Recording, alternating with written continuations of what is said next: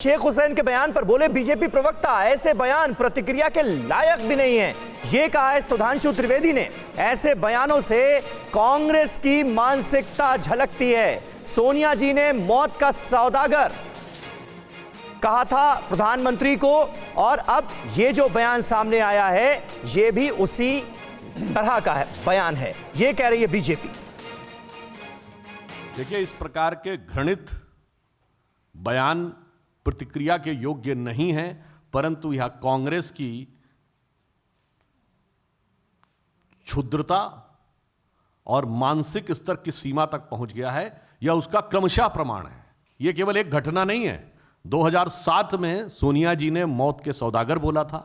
2014 में मोदी जी की बोटी बोटी काटने का आह्वान किया गया, और आज यह बोला गया, तो यह कांग्रेस की वास्तविक मानसिकता कितने निचले और छिछले स्तर पर आती जा रही है उसका प्रमाण।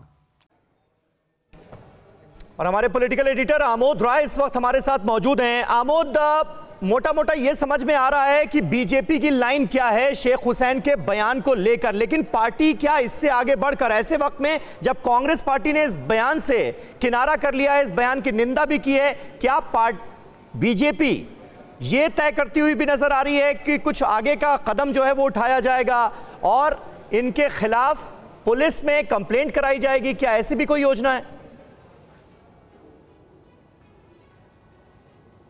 देखिए समीर, पुलिस ने शायद कंप्लेंट दर्ज कर लिया है। एफआईआर उनके खिलाफ दर्ज हो चुका है, और निश्चित तौर पे बीजेपी के किसी कार्यकर्ता ने ही नागपुर में कंप्लेंट दर्ज करवाई है, ऐसी जानकारी आ रही है। लेकिन बीजेपी इस पूरे मसले पर जो है बहुत आगे बढ़ना नहीं चाहती है। यद्यपि जनता के कोर्ट में, जनता के दरबार में इस मसले को लेकर जाना चाहती है। जैसा कि 2007 और 2014 में जिस तरह से प्रधानमंत्री पर व्यक्तिगत अटैक किया गया था, उसी तरह से इस अटैक को भी व्यक्तिगत उनके ऊपर अटैक करार देते हुए बीजेपी इसको देश के कोने कोने तक ले जाना चाहती है। और कांग्रेस को एक तरह से बीजेपी ने बैकफुट पे ले जाने की पूरी तैयारी की हुई है, और हो सकता है कि अगले 1-2 दिनों में बीजेपी इस पूरे मसले को लेकर देश के अलग अलग हिस्सों में प्रेस कॉन्फ्रेंस भी करे, कोई वरिष्ठ नेता इसको लेकर प्रेस कॉन्फ्रेंस भी करे। लेकिन ये बात जरूर है कि बीजेपी इस बयान की कड़ी निंदा तो करती ही है,